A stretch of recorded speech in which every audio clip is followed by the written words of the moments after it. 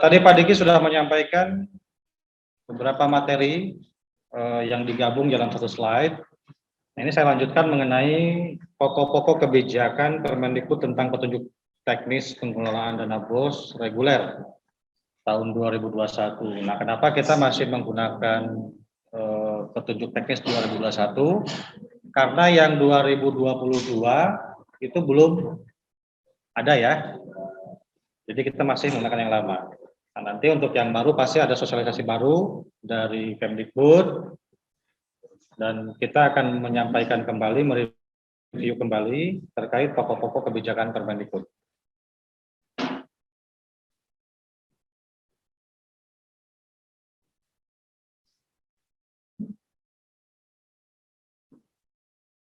Ya, yang pertama Bapak Ibu,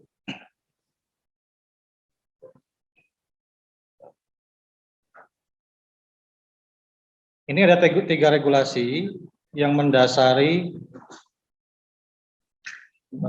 kelihatan.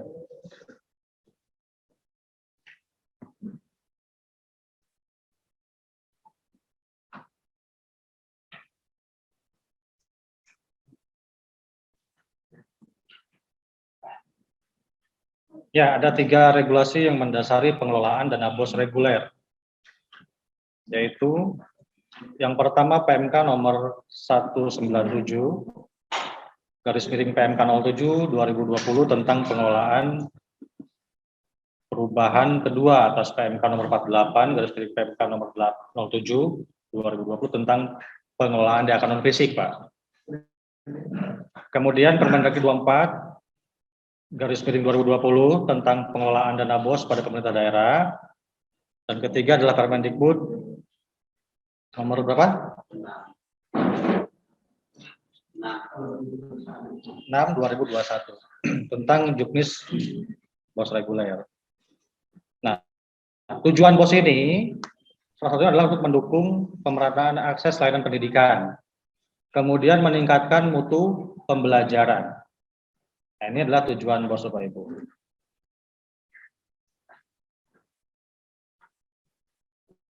Kemudian syarat dan kriteria penerima BOS, yang mana sebelumnya ada 2 kondisi Bapak Ibu ya, ada sebelum dan yang existing saat ini lagi jalan. Di mana sebelumnya sekolah itu harus mengisi dan melakukan pemutahiran Dapodik sesuai dengan kondisi real di sekolah sampai dengan batas waktu yang ditetapkan setiap tahunnya. Dulu gitu kan. Kalau saat ini mengisi dan melakukan pemutahiran Dapodik sesuai dengan kondisi real di sekolah sampai dengan tanggal 31 Agustus. Jadi semuanya Pak, Bapak Ibu, semua data itu akan terkolek di 31 Agustus. Jumlah siswa, kemudian lagi apapun yang ada di Dapodik ya, itu semua akan terkolek di tanggal 31 Agustus. Maka dikenal dengan istilah cut off Dapodik. Nah itu. Kemudian dulu memiliki NPSN yang terdata pada Dapodik dan itu tidak berubah kondisinya. Kemudian lagi memiliki izin operasional yang berlaku bagi sekolah yang diselenggarakan oleh masyarakat yang terdata pada Dapodik. Kemudian yang kondisi saat ini memiliki izin menyelenggarakan pendidikan bagi sekolah yang diselenggarakan masyarakat yang terdata pada Dapodik. Dulu memiliki jumlah peserta didik yang paling sedikit 60 siswa ya, selama 3 tahun terakhir. Nah itu pun tidak berubah kondisinya. Kemudian lagi bukan satuan pendidikan kerjasama, dan itu tidak berubah juga. Nah ini ada pengecualian, dikecualikan bagi sekolah terintegrasi seperti SATAP, SDLB, SNPLB, SMALB, kemudian lagi SLB ya, atau sekolah yang berada di wilayah khusus yang ditetapkan oleh kementerian, dan sekolah yang diselenggarakan oleh pemerintah daerah yang berada di wilayah dengan kondisi kepadatan penduduk yang rendah dan secara geografis tidak dapat digabungkan dengan sekolah lain. Artinya yang merger Pak ya. Nah, Yang kedua, apabila jumlah peserta didik pada satuan pendidikan seperti pada nomor 1 kurang dari 60 siswa, maka besaran dana BOS diberikan sebesar 60 siswa. Itu Pak. Dan ini untuk nilai BOS-nya sendiri, cost unitnya ya, itu kan tiap wilayah berbeda-beda Pak. Tidak semua seperti yang tahun lalu sama. Pasti ada pembeda. Misalkan SD, cost unitnya Rp900.000. Di Lebak berapa Pak? Sama kan? Nah, tapi kalau misalkan di wilayah lain itu ada penambahan. Terpengaruh oleh indeks kemahalan konstruksi atau IKK. Nah, itu. Dan kemudian Pak Ibu ini mengenai hal merger ya. Ini merger itu Pak dilakukan sebelum tanggal 31 Agustus ya, jangan sampai yang dilakukan setelah 31 Agustus.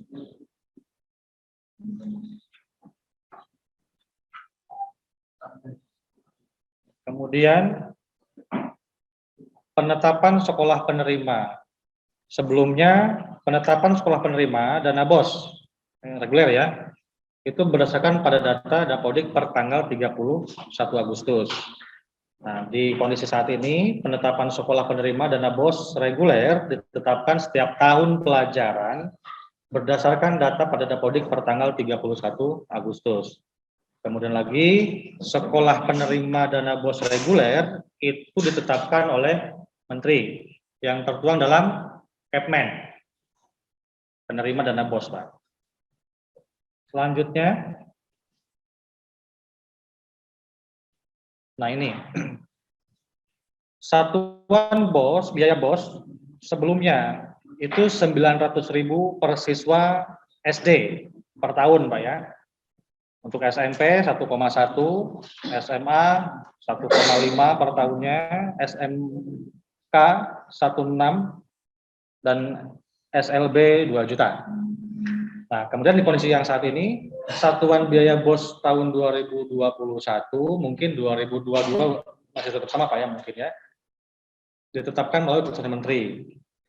Kemudian lagi besaran satuan biaya bersifat majemuk dan dihitung berdasarkan 2 indikator, yaitu indeks kemahalan konstruksi dan juga indeks peserta didik. Maka dalam cost unitnya atau satuan biayanya Pak, terjadi perbedaan. Tergantung wilayah Pak, ada dua hal ini, IKK dan IPD. Ini masih 2021 Pak. Nah 2022 kita belum tahu nih kebijakannya apakah masih sama atau berubah, gitu ya, mengenai besaran biaya BOS regulernya. Kemudian ini rentangnya nih Pak, rentang dan besaran satuan biaya BOS reguler tahun 2021. 2022-nya ini kita belum bisa bahas 2022 Pak ya, mereview 2021-nya. Untuk jenjang SD minimumnya 900.000, maksimalnya 1,96. Ini di yang naik itu Pak 377 kabupaten kota dan seterusnya Pak ya, dibaca.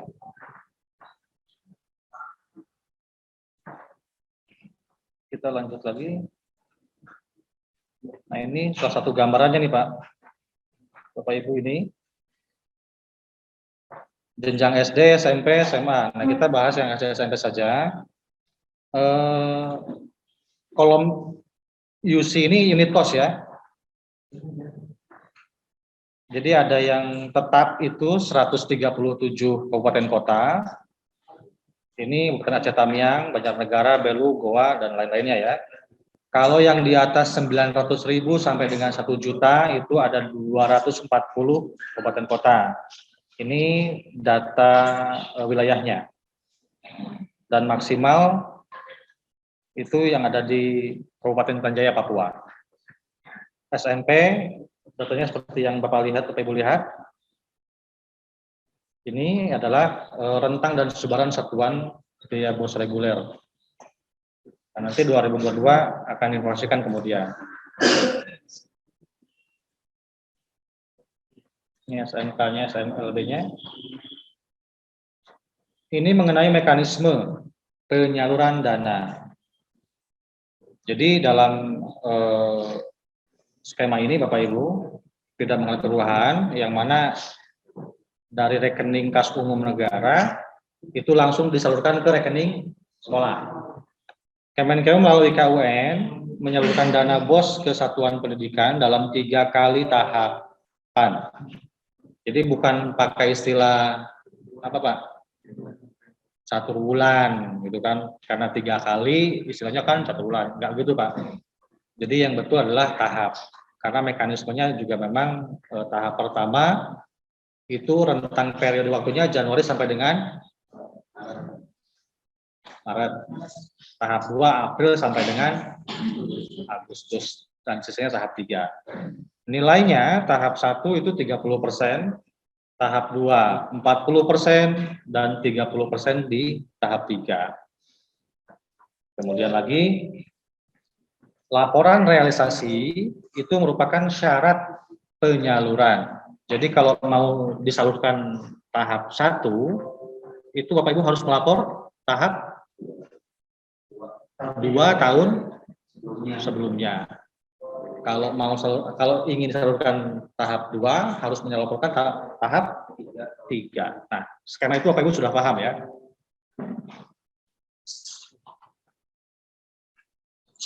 Lanjut lagi. Nah ini Pak, penjelasan pembayaran honor melalui dana BOS.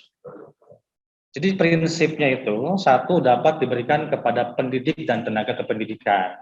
Yang kedua, besaran honor sesuai dengan kemampuan sekolah. Jadi kalau ada beda-beda, itu harusnya dipahami Pak, karena ini prinsipnya berdasarkan kemampuan sekolah. Ada yang memberikan honorarium itu, misalkan sekolah A per bulannya 1 juta, sekolah B atau sekolah yang lain Pak ya, di bawah 1 juta. Nah itu tidak bisa diseragamkan Pak, karena prinsipnya berdasarkan kemampuan sekolah. Contoh realnya adalah begini Pak, sekolah A ini misalnya sekolahnya gemuk Pak, maka dia mampu menggaji pegawai gurunya 1 juta. Tapi sekolah yang lain siswanya karena memang pas gitu ya Pak, misalkan 60 siswa atau 100 lah, maka tidak mungkin bisa seperti itu.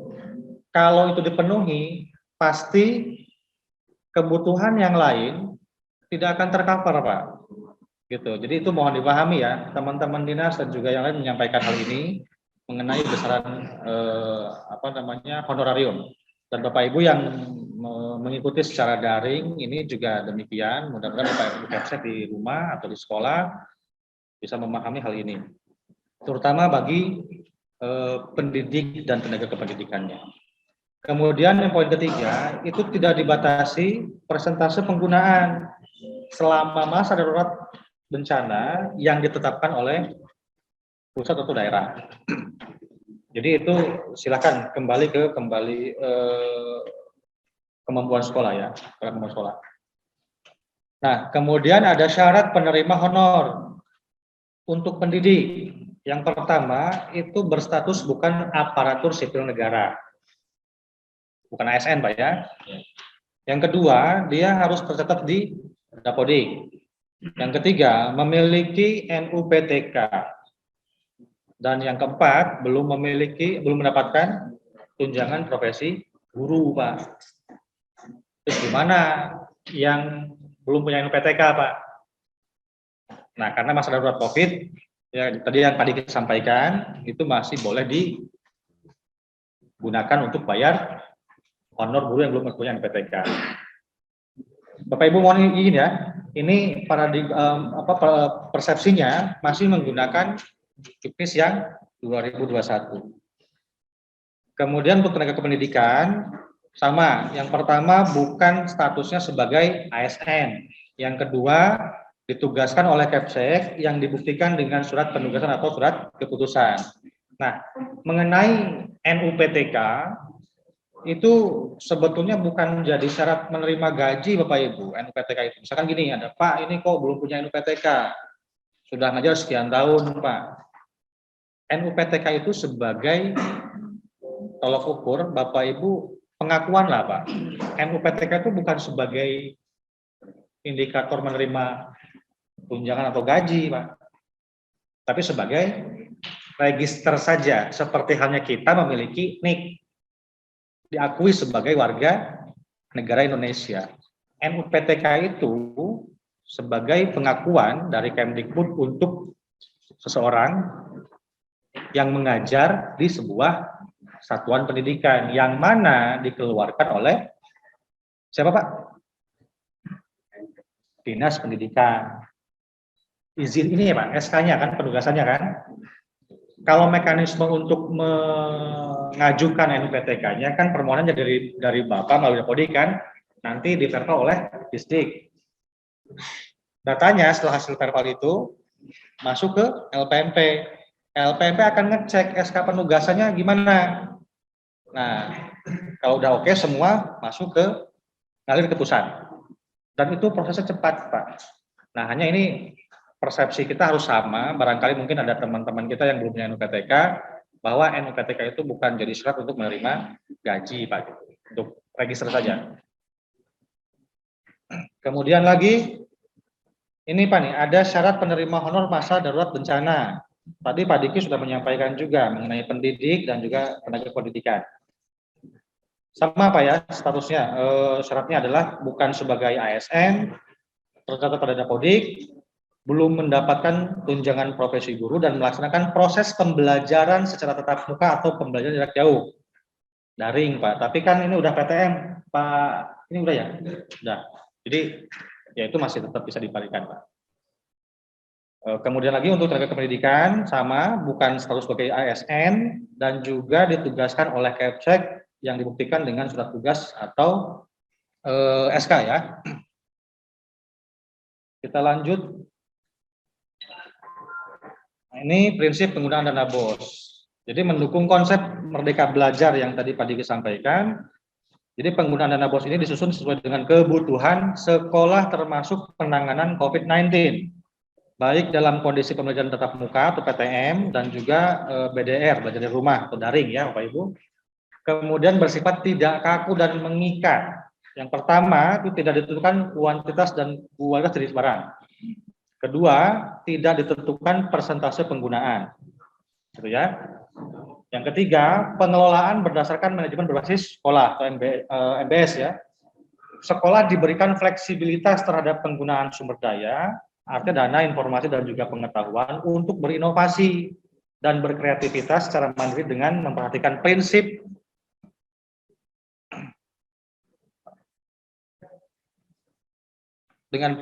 efisiensi, efektivitas, akuntabilitas dan transparansi.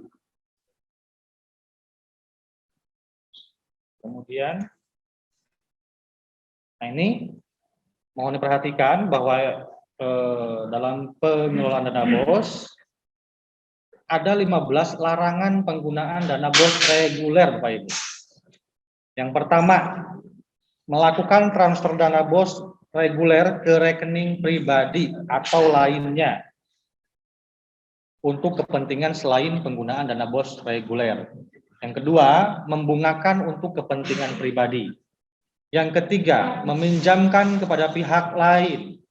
Yang keempat, membeli perangkat lunak atau pelaporan keuangan dana BOS reguler atau perangkat lunak lainnya yang sejenis. Misalnya Bapak Ibu beli software untuk ngelola dana BOS, kan udah ada Arkas Pak ya, jadi nggak boleh. Yang kelima, menyewa aplikasi pendataan atau aplikasi PPDB dalam jaringan. Nah ini kalau PPDB-nya mau sifatnya daring, pengadaannya harus oleh dinas Pak, bukan oleh sekolah. Yang keenam, membiayai kegiatan yang tidak menjadi prioritas sekolah. Yang ketujuh, membiayai kegiatan dengan mekanisme iuran. Kemudian lagi membeli pakaian seragam atau sepatu bagi guru atau peserta didik untuk kepentingan pribadi yang bukan inventaris sekolah.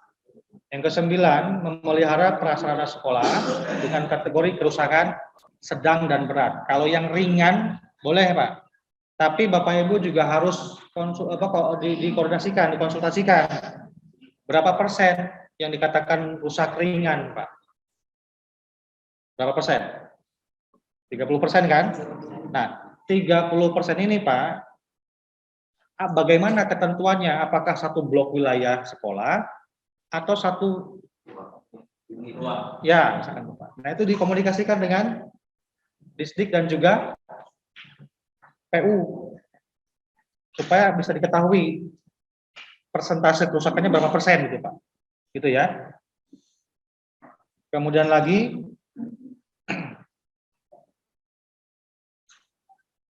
tidak boleh digunakan untuk membangun gedung atau ruangan baru, jelas nggak boleh itu, Pak. Yang ke-11 itu membeli instrumen investasi.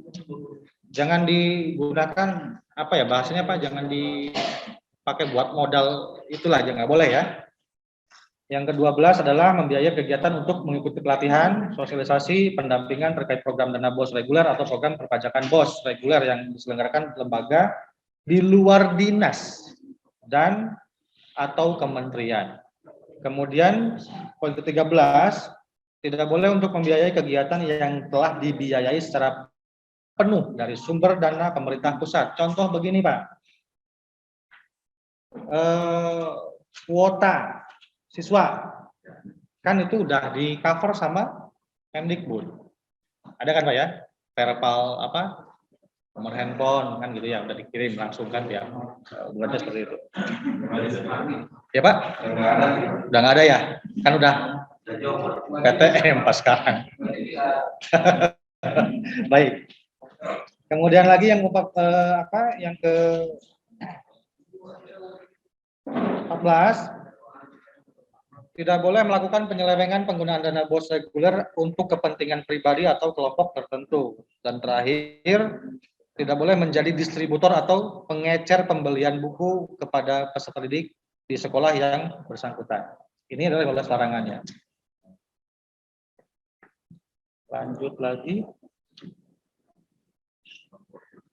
Pelaporan pengembalian dan dana dan sanksi. Aspek pelaporan menjadi persyaratan dalam penyaluran. Pelaporan tahap 1 menjadi syarat disalurkan tahap 3 tahun berjalan. Tahap 2 menjadi syarat penyaluran tahap 1 tahun berikutnya. Tahap 3 itu menjadi syarat penyaluran tahap 2 tahun berikutnya. Untuk pengembalian dana BOS reguler diberlakukan bagi sekolah dengan ketentuan. 1. Sekolah yang menolak dana BOS reguler setelah dana BOS reguler disalurkan. Jadi udah masuk, Pak, nih ke rekening sekolah, tapi nolak. Kemudian lagi, yang kedua, sekolah tutup atau merger setelah dana BOS reguler disalurkan. Kemudian lagi sanksinya, ini Pak sanksinya nih. Sekolah yang tidak ditetapkan penerima BOS reguler dan atau tidak menerima dana BOS reguler, maka 1, bagi sekolah yang diselenggarakan oleh pemerintah daerah, biaya operasionalnya menjadi tanggung jawab Pemda sesuai dengan kewenangannya. Yang kedua, bagi sekolah yang diselenggarakan oleh masyarakat, biaya operasionalnya menjadi tanggung jawab badan hukum penyelenggara atau yayasan, Pak. Kita lanjut. Terkait sisa penggunaan anggaran atau dikenal dengan silpa. Dalam hal terdapat sisa dana BOS reguler tahun anggaran sebelumnya pada sekolah, maka sisa dana BOS reguler tetap digunakan oleh sekolah dengan ketentuan yang pertama adalah sesuai dengan petunjuk teknis BOS reguler tahun anggaran berjalan. Jadi kalau ada silpa nih, Pak, penggunaannya pakai aturan yang mana yang saat ini berlaku. Contoh misalkan Bapak Ibu punya silpa nih, Pak, tahun sisa uang tahun lalu ya. Misalkan tahun ini masih ada sisa 3 juta misalkan nih, Pak. Mau digunakan, aturannya pakai yang mana? Yang masih tetap berjalan, Pak. Jangan tunggu yang 2022-nya. Kalau itu sudah terbit, maka penggunaannya mengikuti cukis yang sedang berjalan, yang terbaru lah kata begitu. Kalau belum terbit masih pakai yang sebelumnya. Yang kedua, telah dicatatkan dalam rencana kerja dan anggaran sekolah sesuai dengan ketentuan peraturan perundang-undangan. Dan mekanisme teknisnya, tetap Bapak Ibu harus membuat perencanaan Dokumennya dikirimkan ke Dinas Pendidikan untuk diperiksa, untuk diproses Pak ya, disetujui lah, disahkan. Baru Pak Ibu bisa melakukan realisasi berdasarkan surat dana bos Silpa, gitu ya.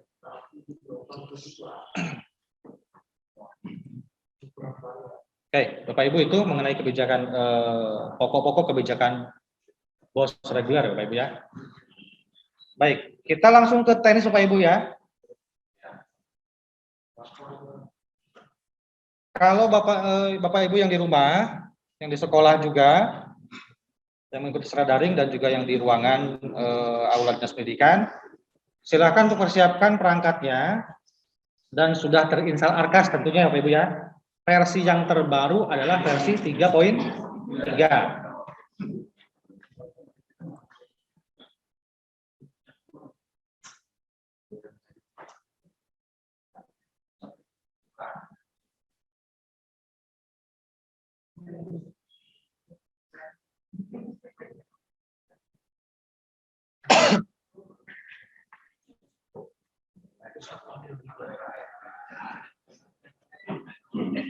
Nanti untuk sesi-sesinya Bapak Ibu di cover ya.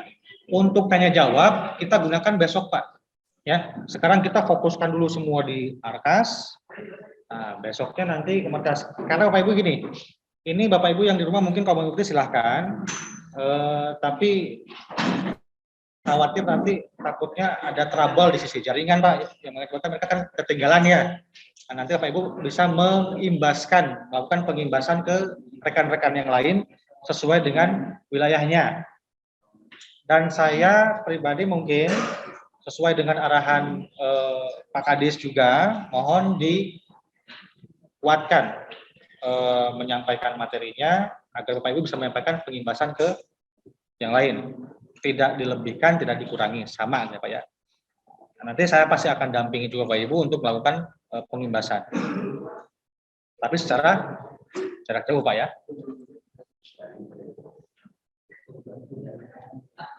Oke Bapak Ibu silakan dibuka saja, atau kalau yang belum install nih Pak, belum instalasi, di mana bisa ngunduhnya? Silahkan masuk ke sini.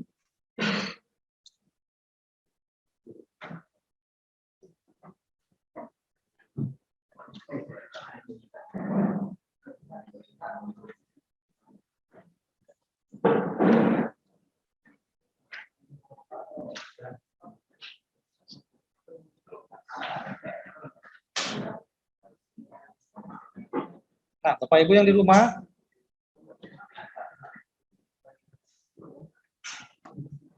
kalau belum mendapatkan setup-nya, silahkan Bapak Ibu mengunduh di laman ini. Ini untuk setup-nya ya.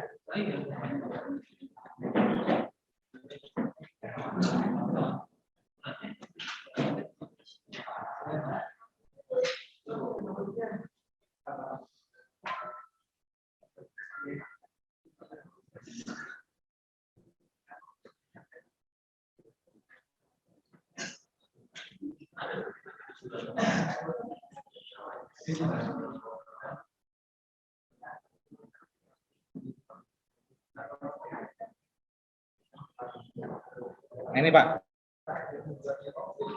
Jadi kalau yang atas ini untuk download setup Arkas, kalau yang bawah ini untuk panduan penggunaannya.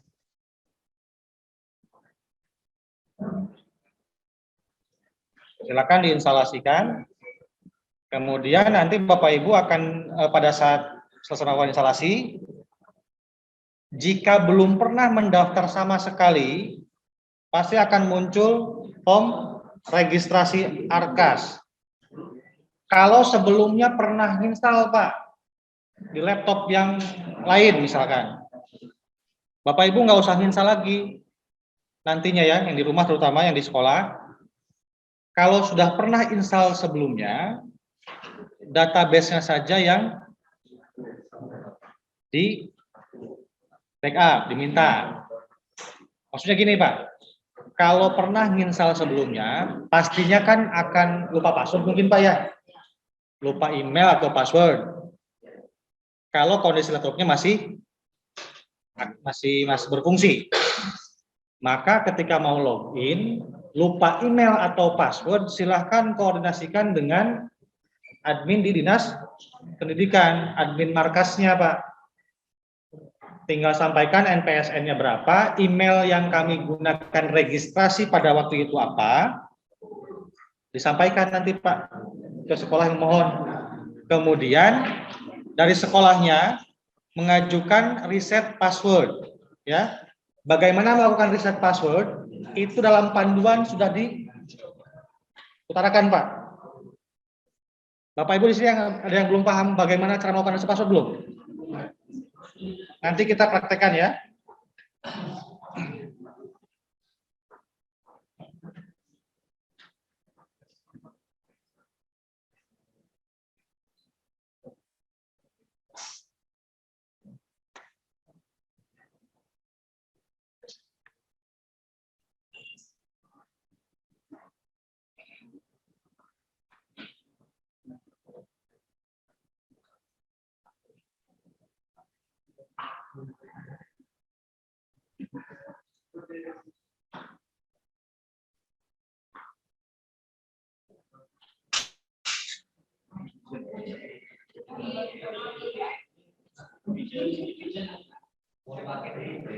Oke Pak, kita akan review lagi dari Pak izin, apakah di Lebak sudah 100% daftar ke Arkas? Sudah ya? Oke, artinya proses registrasi bisa kita lewati. Nah, sehingga kita akan masuk ke proses bagaimana melakukan riset gitu ya. Tapi saya akan ambil dulu salah satu contoh sekolah. Bapak Ibu silakan mengikuti.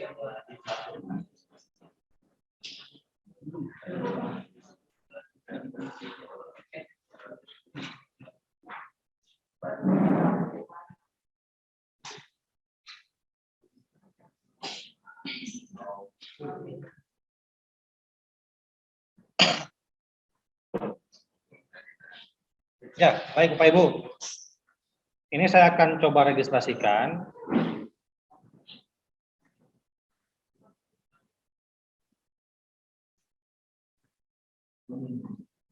Nah, nanti kode aktivasi ini juga dibutuhkan Pak Bu untuk bila mana Bapak Ibu misalkan pindah perangkat ya. Pasti akan diminta lagi kode aktivasi dan itu Bapak Ibu titip gini. Jangan disarankan ya. Disarankan tidak sering pindah-pindah perangkat. Itu merepotkan. Merepotkan siapa? Merepotkan sekolahnya. Belum lama menginstal di laptop yang putih. 2 hari kemudian dipindah ke laptop yang hitam. Bolak balik terus. Nah itu kalau memang misalkan di laptop yang A, terus pakai yang itu Pak. Sekiranya memang masih berfungsi, gunakan yang itu. Kalau sudah terindikasi banyak trouble, banyak gangguan, mau software ataupun hardware-nya, segera backup database-nya Pak. Nah, pindahkan ke perangkat yang baru. Memindahkan database Arkas ke perangkat yang baru pun, itu tidak mau sekolah. Harus koordinasikan dengan dinas.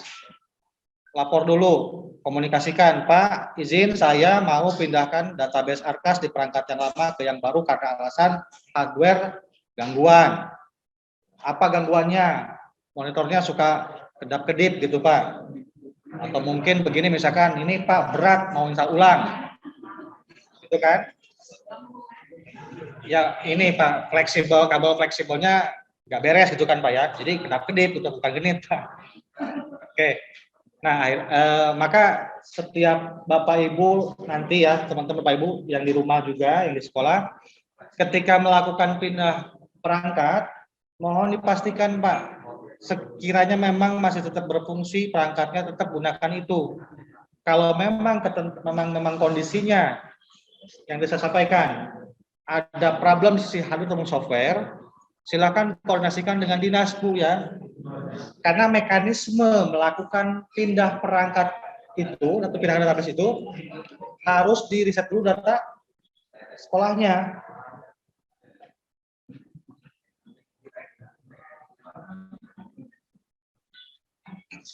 Oke.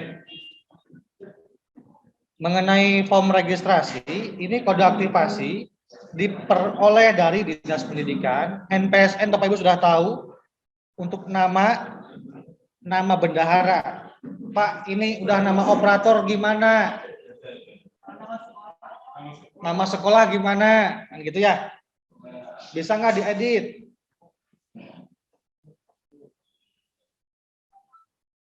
Nggak bisa diedit, Pak. Ya. Gimana Pak, udah terlanjur, lanjutkan, terusin. Kalau yang di rumah, yang di sekolah belum sempat apa registrasi, maka sebelum memulai baca dulu panduannya. Di mana dapat panduannya? Di sini Pak. Nah ini saya udah susun di sini Pak, ketentuannya bagaimana di sini. Oke. Jadi dalam proses registrasi, nama di sini adalah nama pengelolanya, nama bendaharanya, nama operatornya. Sudah Pak, kalau udah registrasi udah apa-apa ya. Misalkan sini nama bendahara. Emailnya email siapa? Email bendahara boleh, tapi disertai email sekolah. Karena kenapa? Bendahara ini kan nanti bisa berganti nih Pak, ya kan? Maka emailnya kan orangnya udah kemana, emailnya masih digunakan di sekolah yang lama. Maka pakai email sekolah aja. Email sekolah.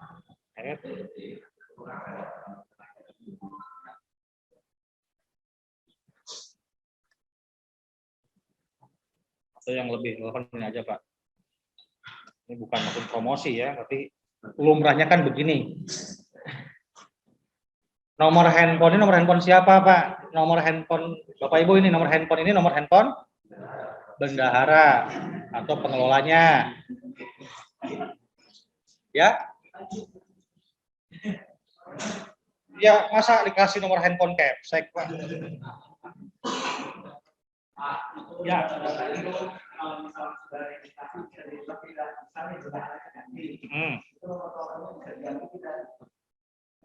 Nggak bisa Pak, nggak bisa. Makanya kan pada saat registrasi ini kan yang menentukan awal. Kalau nanti dalam proses dokumen laporan, bendahara atau data ini Pak, penanggung jawab ya, berganti-ganti kan bisa diganti tuh Pak. Tapi data awal ini nggak bisa diganti. Oke, ini nomor handphone bendaharanya ya misalnya, atau pengelola arkasnya. Untuk password, silakan Bapak set password sesuai dengan apa yang dikehendaki, yang aman Pak ya.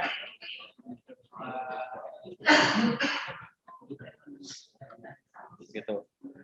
Nah, ini tentunya nggak bisa registrasi Pak. Kenapa? Karena ini arkasnya nggak terhubung dengan server. Maka ada tanda silang di sini. Gitu ya. Ini kenapa nggak bisa connect nih Pak? Karena jaringannya padat nih. Padat ya. Saya lagi cari cara nih Pak. Ini belum bisa koneksi nih Pak. Atau gini Pak, ada nggak sekolah yang sudah registrasi? Mau saya pakai dulu database-nya.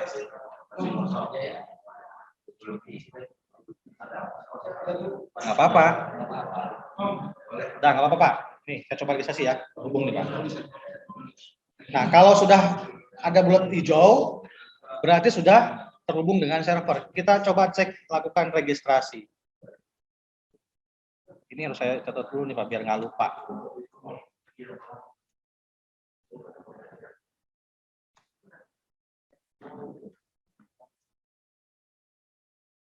Nah, coba. Nah, ini muncul begini nih Pak. Kenapa nih? Kode aktivasi atau NPSN tidak terdaftar. Coba lagi. Masih.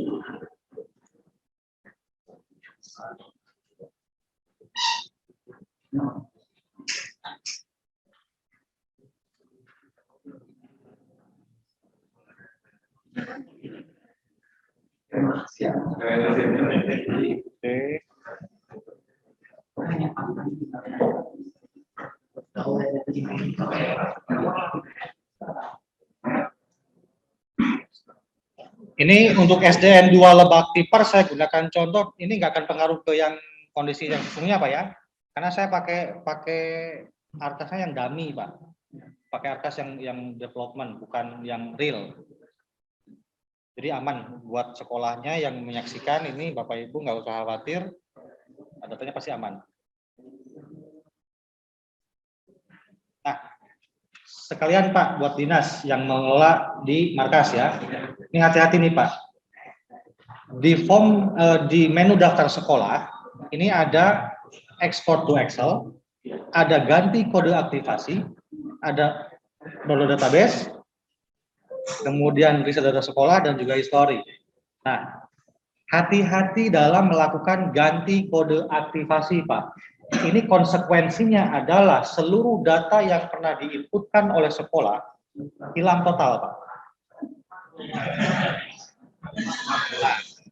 Kemudian buat sekolah, ini juga harus bijak menggunakan fasilitas ini.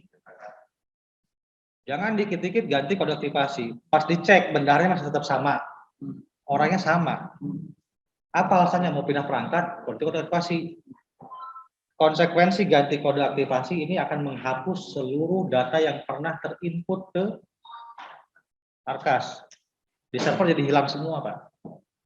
Jadi harus bijak pakai ini. Nah, kapan momen ketika Bapak Ibu di sekolah request atau mengusulkan memohon untuk diganti kode aktivasi?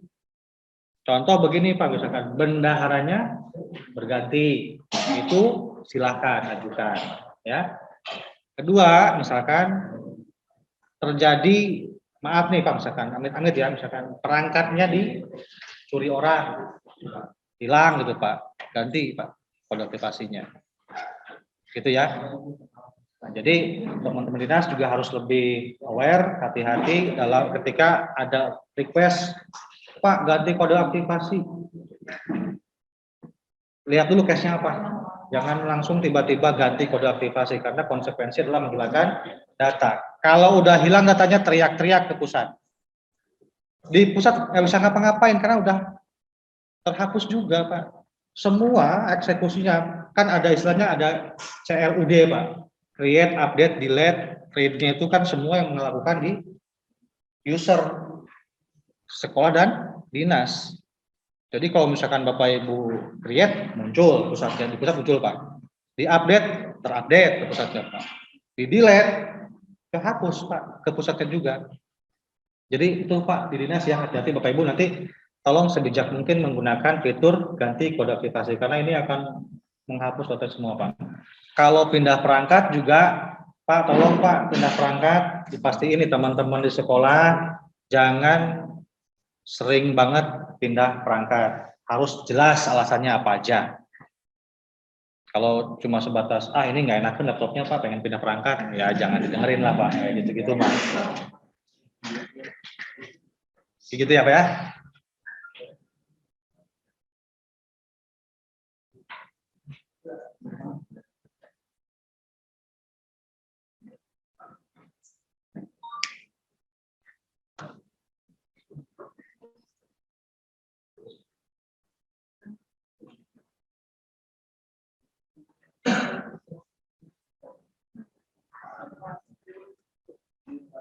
Ini masih nggak terdaftar.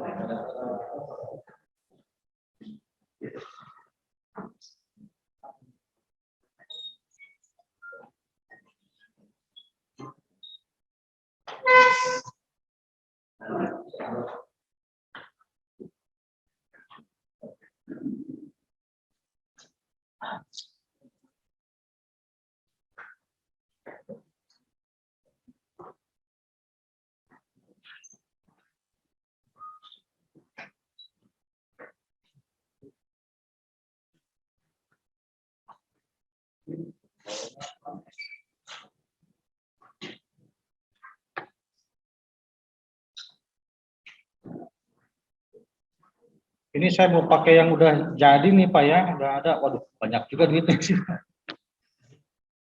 Nah, nggak apa-apa, saya download aja dulu. Nah gini Pak nih, kalau yang lupa password nih Pak, lupa email ya, nanti sekolahnya sampaikan NPSN aja Pak ke sekolah, ke mana, ke dinas. Dinas akan ngecek daftar penggunanya, misalkan ini Pak siapa emailnya apa yang dipakai, nah ini Pak.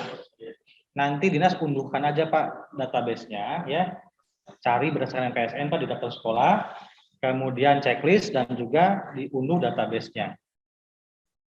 Nah, emailnya ya inputkan email yang digunakan yang tadi Pak.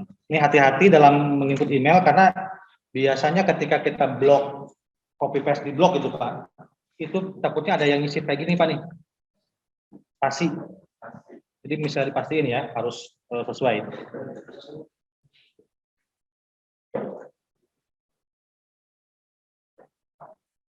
Coba kita cek. Ini pasti berat nih Pak, karena ini gede, banyak 400 sekian, pasti uangnya cukup besar dan perencanaan pasti cukup banyak. Oke.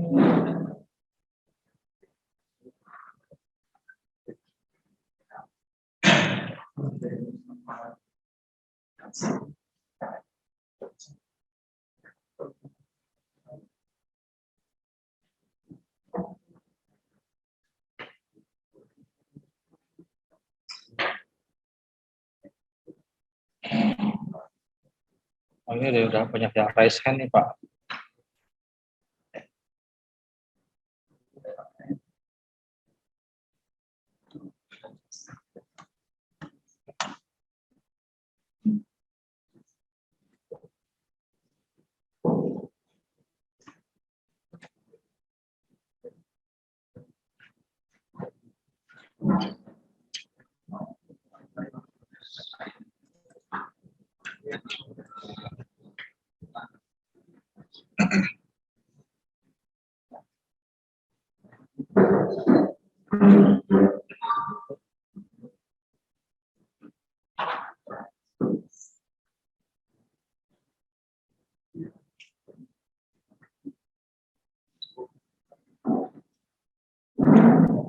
Dan ini Bapak Ibu ya, ARKAS versi 3.3, ketika Bapak Ibu registrasi itu akan default untuk meng-create tahun anggaran 2022. Nah, kalau misalkan yang 2021 pengen ada, bagaimana? Ya harus registrasi menggunakan versi sebelumnya, Pak.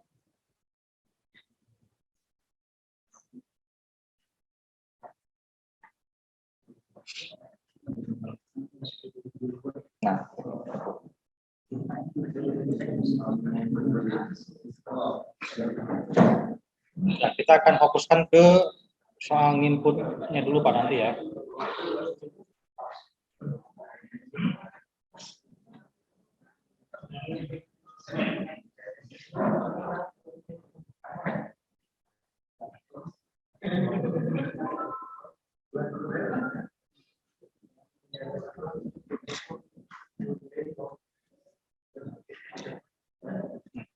Pak.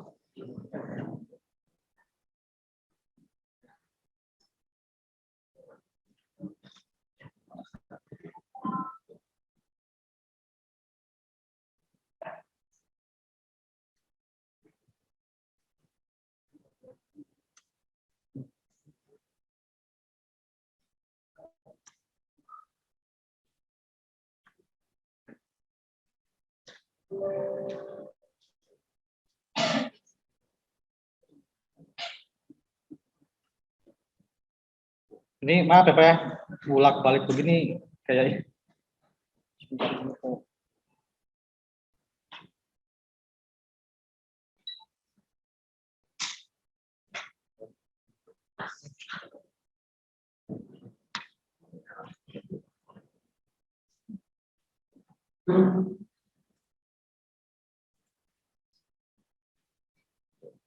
nah ini Pak, kalau yang pakai yang dummy itu kadang suka ini kode aplikasi nggak sesuai.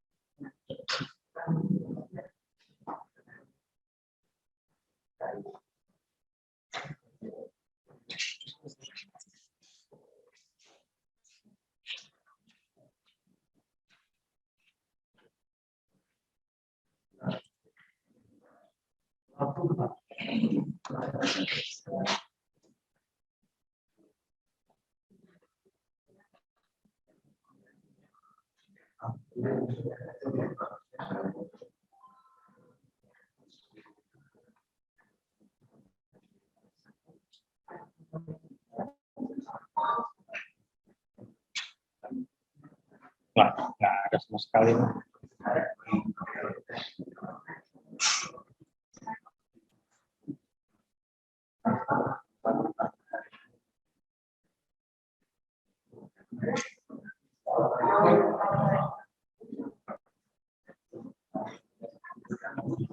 Oke Pak ya, ini proses sinkronnya.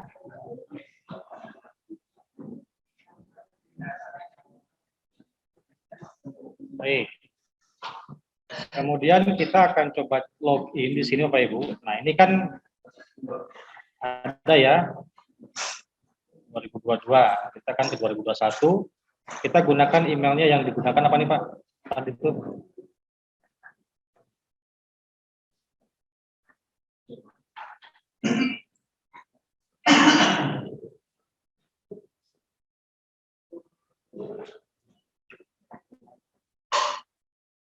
Nah, kita kan nggak tahu nih Pak, passwordnya apa kan? Kita hati-hati Pak, menentukan reset password ini database nih Pak.